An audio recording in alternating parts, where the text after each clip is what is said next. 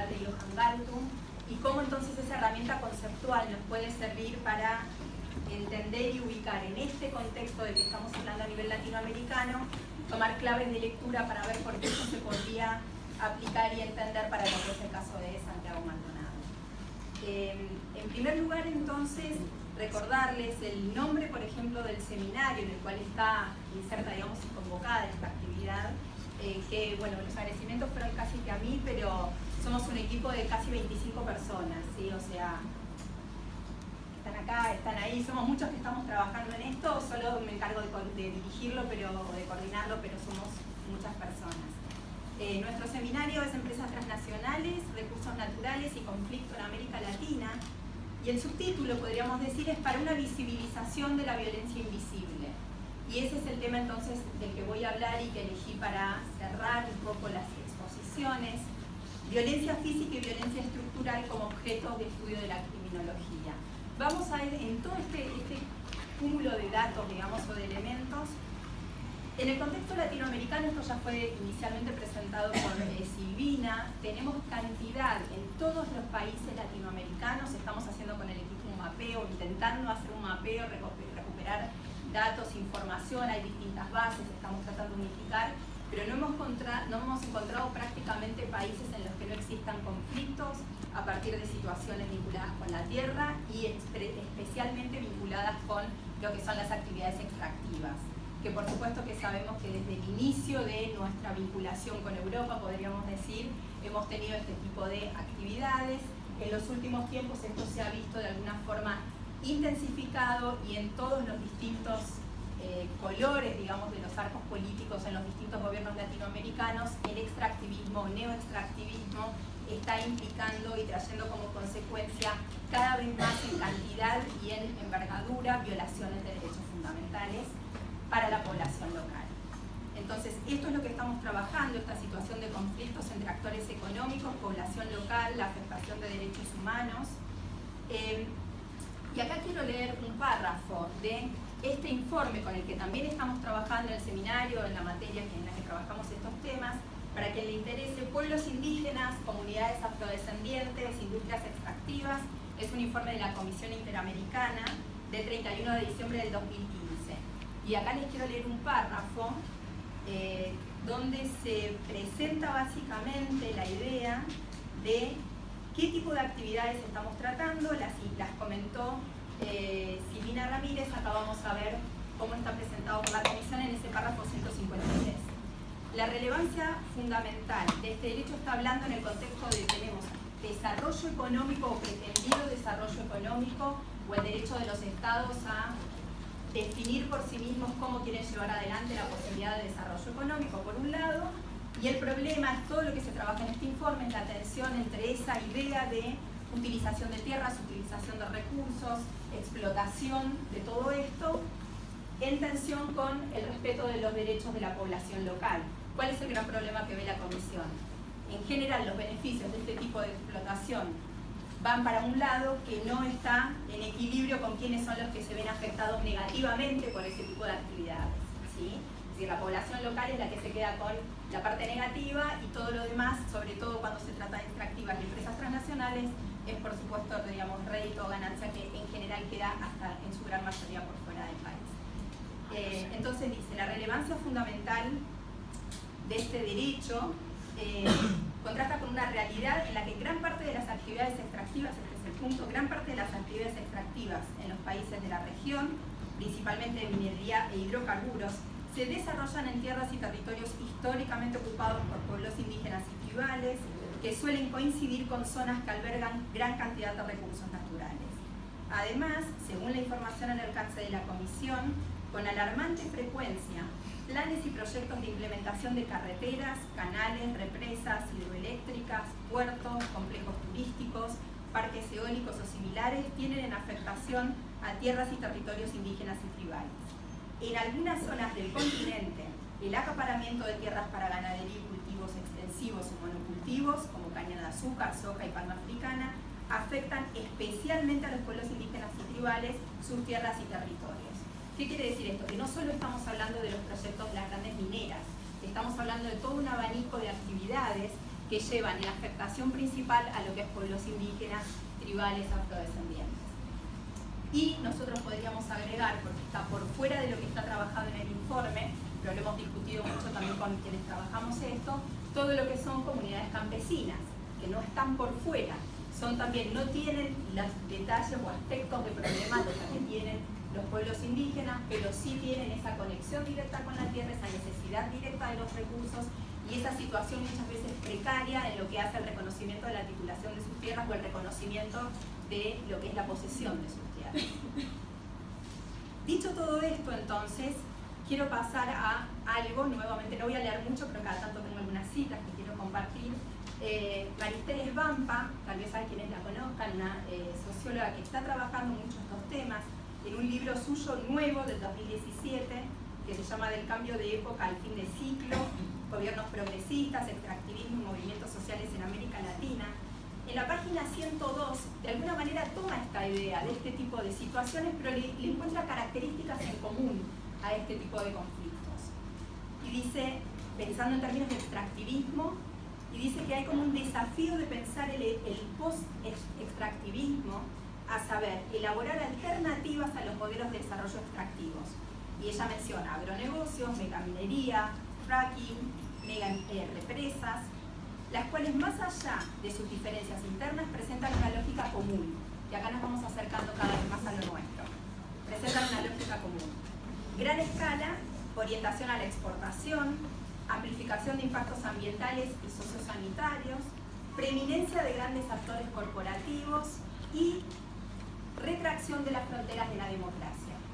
Si nosotros pensamos en lo que estuvo presentando Mauro, si pensamos en lo que estuvo presentando Cristian, en cuanto a, Daniel Feinstein, en cuanto a cómo impacta todo esto en las relaciones que tenemos entre nosotros, en la posibilidad de hablar, en el animarnos a protestar, en el que se bloquee esa posibilidad de animarnos a tomar acción, todo esto está vinculado de alguna manera, no tan visible, pero profundamente con lo que puede ser nuestro concepto de democracia, nuestras posibilidades de participación en democracia y en particular en lo que tiene que ver con este tipo de emprendimientos, con las posibilidades de participación en lo que son los espacios públicos y la cosa pública y la decisión sobre los espacios públicos por parte de las personas directamente afectadas, que son justamente estas comunidades, que son los indígenas, que son los campesinos directamente involucrados y generalmente no solo desoídos, sino que incluso cuando intentan hacerse oír, reprimidos. A eso vamos a ir después.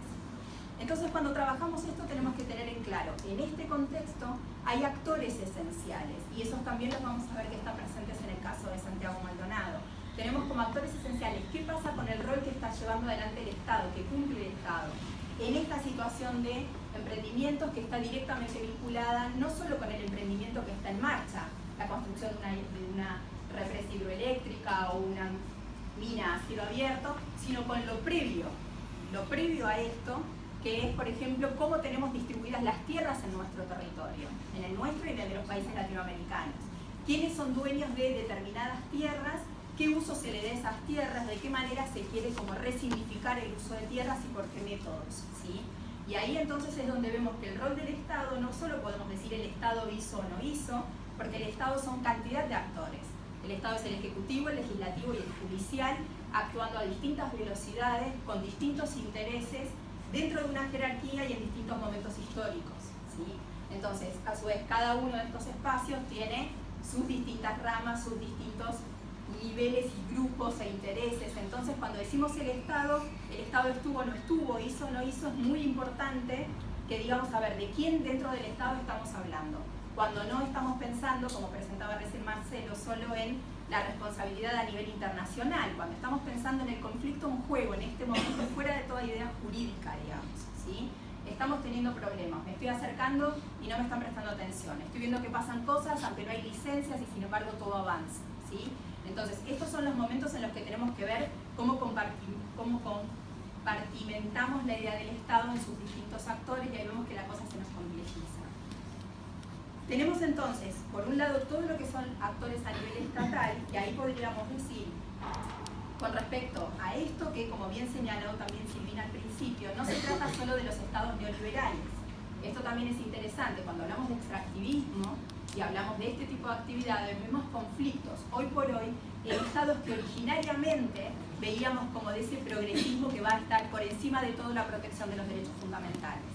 Y ahí es interesante ver cómo, por ejemplo, en casos como Ecuador, donde en un primer gobierno de Correa claramente tuvo una postura de modificación a nivel constitucional, reconocimiento de derechos del ambiente y todo esto tan que podemos entender, algunos no tienen por qué estar de acuerdo, positivo.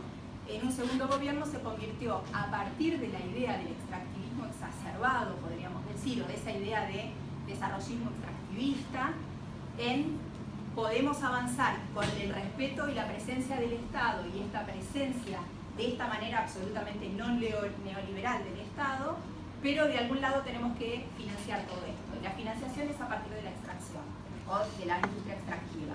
Y eso genera muchas veces el que por un lado tenemos gobiernos con presencia estatal, con interés en los espacios sociales, con interés en la protección de derechos, pero que eso va en contra de algunos espacios que quedan como que, bueno, son el pato de la boda, ¿no? De acá tenemos que pagar todo lo demás.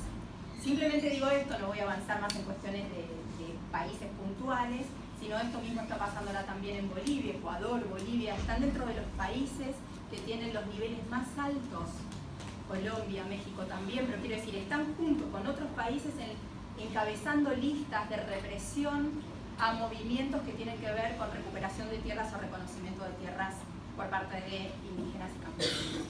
Entonces, no nos quedemos tampoco con esa mirada absolutamente simplista de es el neoliberalismo. Por supuesto que el neoliberalismo marca a los estados que siguen estas ideas un marco de apertura muchísimo mayor, por ejemplo, con todo lo que puedan ser las firmas de tratados de libre comercio, acuerdos bilaterales de inversión, se facilitan condiciones, pero no nos quedemos con que son simplemente ellos los que se llevan por delante los derechos en estos casos, ¿sí?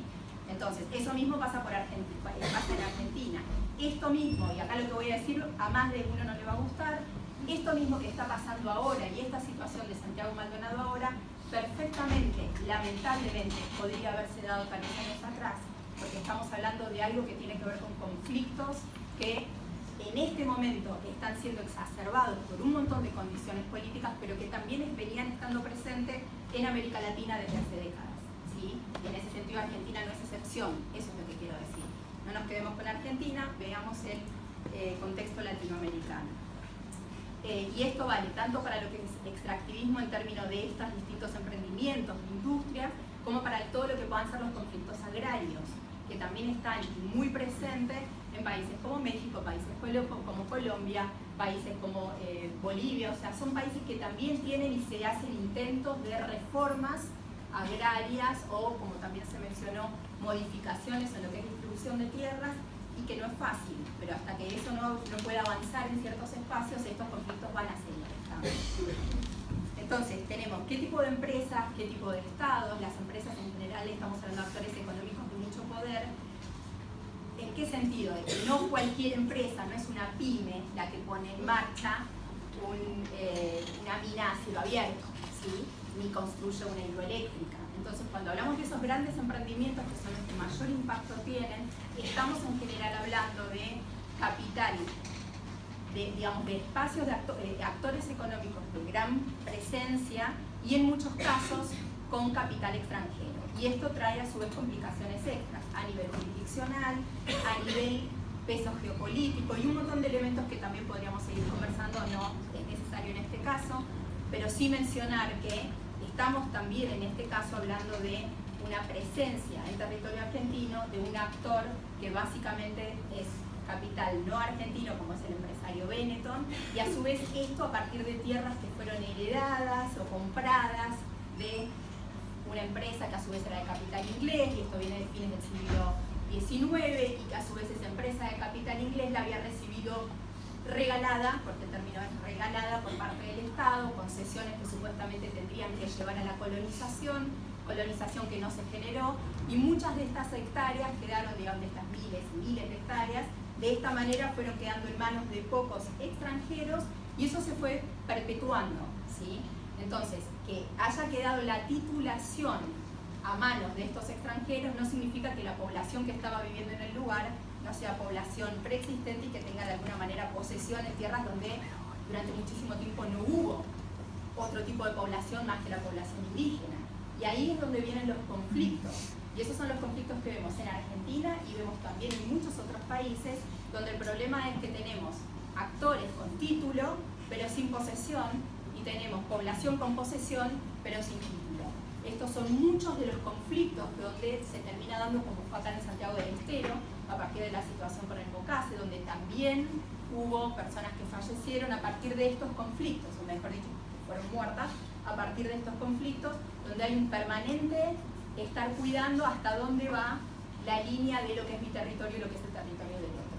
Para el uso que se le quiere dar a ese territorio, que hoy por hoy cada vez más pretende ser un uso en términos de industrias extractivas o en términos de espacios monocultivo, agronegocio, etc. Entonces, este es el contexto donde en Argentina estamos viviendo cosas que se están viviendo en otros países latinoamericanos exactamente igual o más en cuanto a la gravedad y al volumen, podríamos decir, en otros estados. Pero eso no significa que Argentina esté exenta de este tipo de conflictos. Entonces, tenemos como actores esenciales que están involucrados, estados, actores con todo lo que dijimos de la diversidad, empresas o actores económicos con toda la diversidad que también podemos encontrar ahí, y como tercer gran actor que encontramos en todo esto es la población afectada, que como venimos diciendo son en general grupos indígenas, grupos campesinos, afrodescendientes, ¿sí? Dependiendo del país hay mayor o menor presencia, pero en general son estos grupos directamente vinculados con los recursos naturales, que requieren de esos recursos naturales y que están alejados de los centros urbanos, lo cual nos trae cantidad de consecuencias en lo que hace a la protección de sus derechos, el ejercicio de sus derechos, el informarse sobre sus derechos. Es decir, esta situación de contar con grupos afectados muy por fuera de lo que puedan ser los centros urbanos y a su vez discriminados, como también ya fue mencionado en presentaciones anteriores, discriminados en lo que puede ser el ideario de somos europeos, ¿no? Entonces, yo no me siento identificado por los conflictos que pueda presentar el mapuche, no me siento identificado por los conflictos que pueda llegar a presentar un indígena com, iragá, huichí, en el ámbito argentino que estemos, y esto mismo se repite en general en todos los países latinoamericanos, incluso, o en muchos, incluso en aquellos que tienen una fuerte representación en cuanto a porcentaje de población indígena que se reconoce a sí misma o con esta identidad indígena, ¿no? Como indígena. Entonces, esta situación de discriminación en cuanto a no me interesa, genera lo que se llama en sociología una distancia social. No me identifico, no hay empatía con lo que pasa con estos grupos. Y son grupos minoritarios no necesariamente en términos de número, pero sí en términos de la cantidad de derechos que se ven todavía no realizados. Entonces, estas son cosas que se van perpetuando desde lo físico de no tener la tierra, no tener el espacio, no tener la capacidad de tener que movilizarme, tal vez espacios urbanos que me son ajenos, y entonces quedo tal vez de ser miembro de una comunidad indígena que queda sin tierras, o que tiene las tierras contaminadas, o que ya no tiene acceso al agua porque el agua también está contaminado, quedó del otro lado del cerco, ¿no? Entonces yo ya me quedé sin estos recursos. Empieza a haber como una especie de urbanización de comunidades indígenas, de pueblos indígenas, y esa urbanización va llevando a que cuando llegan a las ciudades, por supuesto, no van a ser mano de obra calificada. En muchos casos tenemos problemas a nivel educativo, que lleva después a problemas a nivel, o sea, me refiero a educación formal, que lleva después a problemas a nivel laboral, y todo esto lleva a que tenemos después muchas veces en las zonas urbanas, en los conurbanos de las grandes ciudades, y eso pasa acá y pasa en otros países también, esa población que dejó de ser una población indígena rural para ser una población indígena urbana marginalizada. O sea, vamos viendo marginalización tras marginalización de lo que es la efectiva realización de derechos. En este contexto, entonces, es lógico entender que se presenten cada tanto situaciones de protestas, situaciones de tomas de tierras, no tomas en el sentido de que voy y tomo una tierra, sino de que me planto cuando me quieren sacar de esta tierra, entonces digo, no, de acá no nos vamos a mover, y como bien lo presentó Mauro, hay distintas formas de llevar adelante este tipo de acción colectiva, digamos. Con respecto a esto, entonces, en ese informe que mencioné de la comisión, algunos párrafos que quiero destacar es lo que hacen a lo que dice la comisión al analizar las obligaciones de los estados y al dar el diagnóstico de situación de qué está pasando en estos casos en los países latinoamericanos. A partir del párrafo, para que le interese, 297 en adelante, trata en ese informe la comisión el derecho a la libertad personal y protesta social.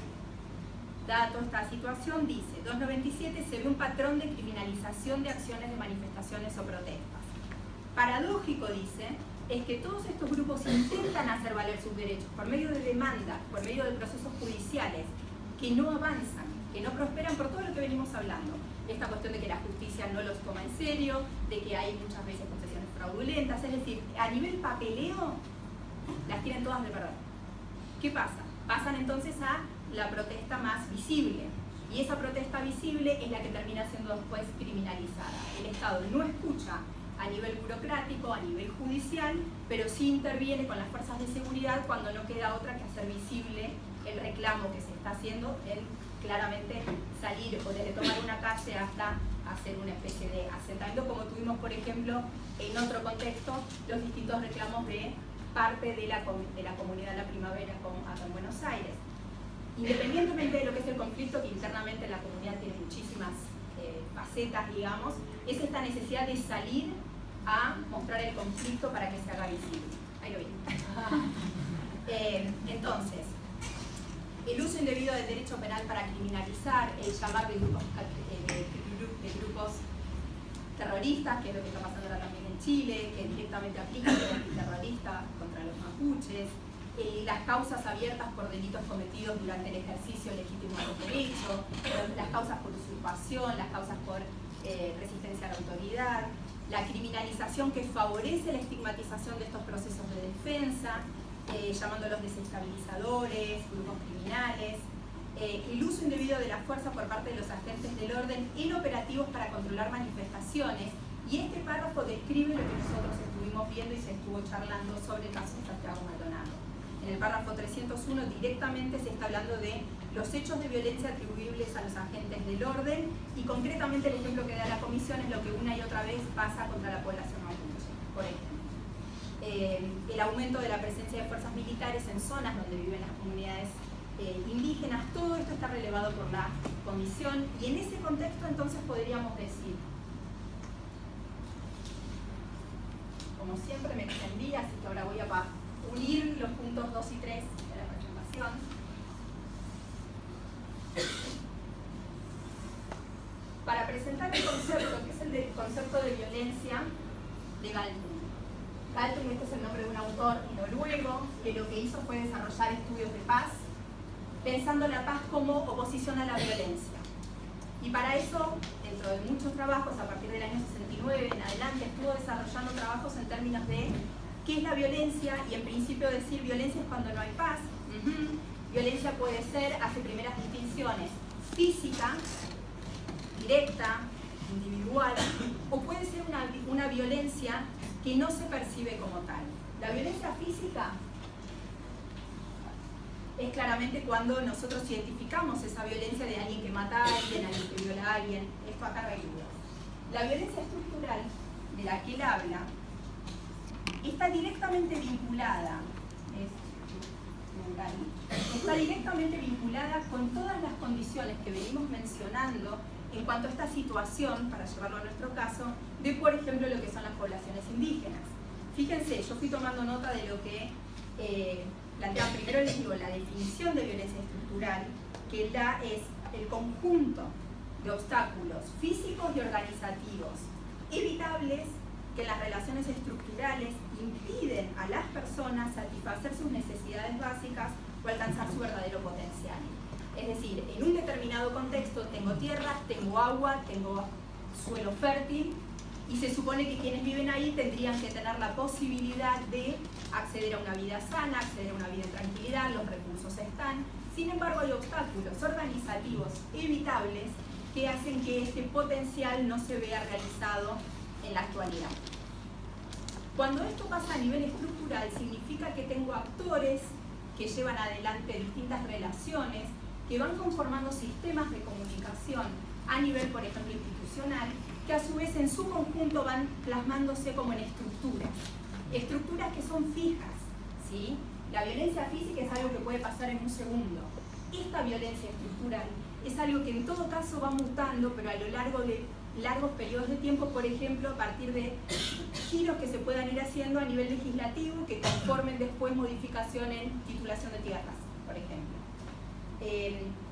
A esta tercera, para ir a pasar ahora bien a los ejemplos, o digamos a la aplicación al caso, a esta violencia estructural, hay una tercera, digamos, a esta se suma una segunda forma de violencia no visible. Estas dos de acá abajo son no visibles, o lo que se llama no visible o indirecta, porque no son percibidas como violencia, es la violencia cultural.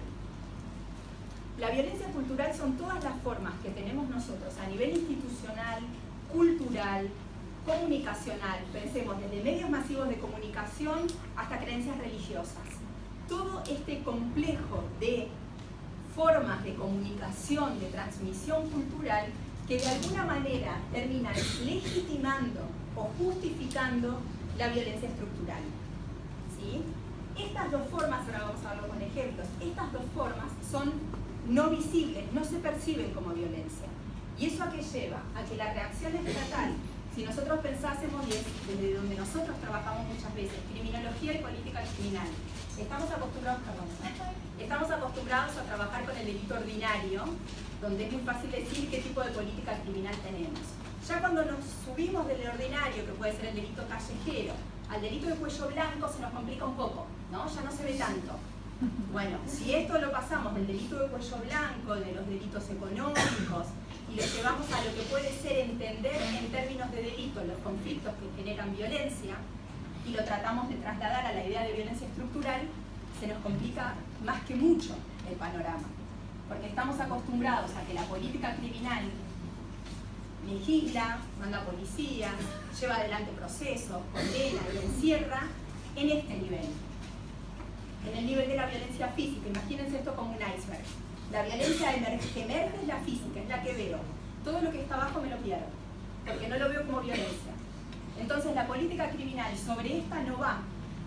Y esto lo dijo claramente Galtung cuando hablaba de esta invisibilidad y decía, la ley, en términos de derecho, es básicamente silenciosa acerca de la violencia estructural. Si nosotros pensamos violencia estructural, algo así como injusticia social, es el concepto más cercano. Pero cuando pensamos en injusticia social, lo ponemos en términos de lo que yo estoy sufriendo. Yo sufro que no tengo casa, yo sufro que no... Si yo lo paso a pensar en términos de violencia estructural, es mucho más necesario pensar en términos de rastrear la responsabilización de esa violencia y esa negación de derechos. Y ahí es a donde la cosa se pone interesante a nivel criminológico y vinculado con nuestro caso. Vamos ahora que más o menos está esto de las tres formas de violencia, las dos invisibles y la visible, a lo que fui anotando, tenía cosas previas, pero bueno, para las presentaciones se completó mucho más. Tenemos acá, por ejemplo, la situación del conflicto de tierras. ¿Por qué? Porque la no titulación de tierras y las tierras en manos de empresarios extranjeros serían condiciones de violencia estructural. Tenemos población sin territorio para poder ejercer sus derechos pacíficamente. Entonces acá tenemos el tema de tierras, que cuando no es suficientemente oído, presentado, ¿por qué? Porque por violencia estructural a nivel judicial las estructuras me impiden la realización de mis derechos, no me queda otra que tomar el espacio público. Y entonces aparece la protesta, o la toma o el corte. Esta protesta se ve y es entendida muchas veces en términos de violencia física. Por lo tanto, me responde el Estado mandándome, por ejemplo, a la policía o a la gendarmería, que es otra forma de manifestación cuando esta gendarmería o esta policía termina ejerciendo violencia sobre quienes están protestando. Es como que hay un choque de violencias físicas, si se quiere, y muchas veces los análisis se quedan en esto, ¿no? Entonces empezamos a ver quién tuvo más razón en pegarle al otro. Él estaba metido donde no debía estar y ellos se les fue la mano, ¿no? Y me queda la discusión acá, en el gendarme que pudo haber hecho mal o en qué hacía Santiago Maldonado metido ahí cuando los mapuches son tan violentos, ¿no? Entonces, si yo lo veo así, por supuesto que el análisis me queda totalmente corto.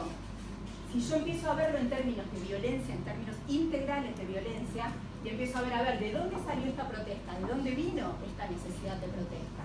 Y por otro lado, cuando veo por qué se tuvo que llegar a esta situación, o por qué está esta situación de violencia estructural y se llega a esta violencia, y vemos acá el rol esencial que tienen, por ejemplo, en el conflicto concreto los medios masivos de comunicación.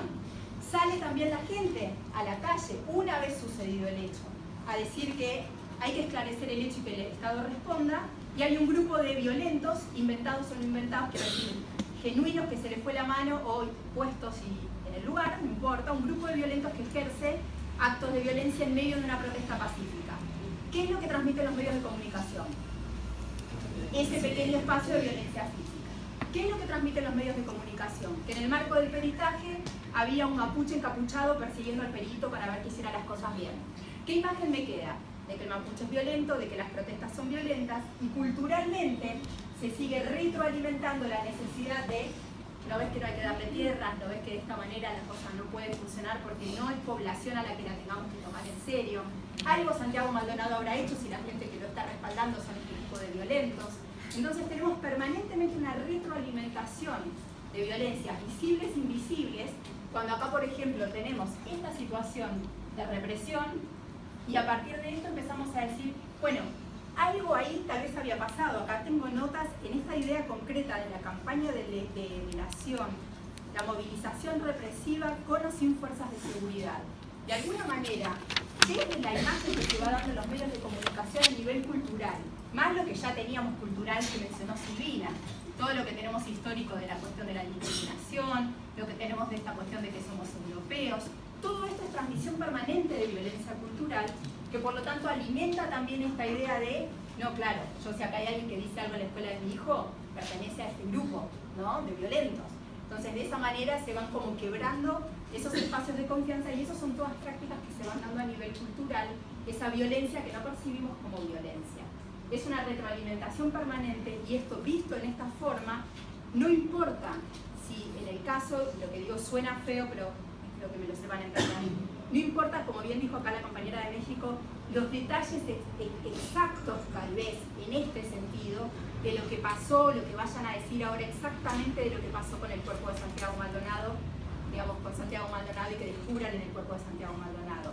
Fue en este contexto de violencias estructurales, de violencias culturales, en este contexto de protesta, en solidaridad por el reconocimiento de derechos que están históricamente vulnerados, que se dio esta situación de desaparición y muerte. Entonces, si nosotros nos quedamos con esto y lo tratamos, si se quiere, como caso de estudio, esto mismo lo vemos reproducido una y otra vez en todas las situaciones que estamos estudiando en América Latina. Entonces, tomemos el caso como situación, como momento de reflexión, y no para entrar en los detalles de lo que dijo el medio A o el medio B, que probablemente van a estar trabajando en esta línea. Acudamos a otros medios que nos ayuden también a hacer visible todo esto, ¿sí?